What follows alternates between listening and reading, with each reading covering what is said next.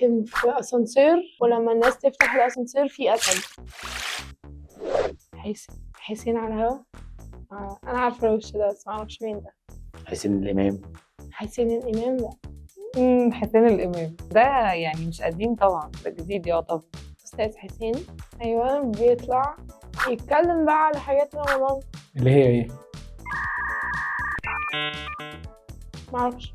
مسلسلات. برنامج حسين على الهوا ده طبعا كان بالنسبه لنا رمضان جدا برضو، لانه برنامج مقالب كان قبل بقى الحاجات البرامج الجديده دي. لا ده ما كنتش بفوت له حلقه، لا بيضحك بجد.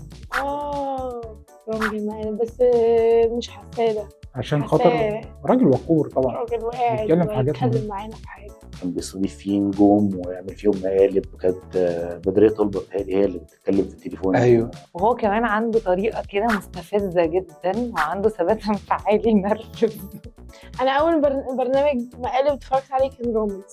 اول سيزون اتفرجت عليه كان في اسانسير، ولما الناس تفتح الاسانسير في اسد. برضو ده من ايقونات رمضان، برنامج المقالب.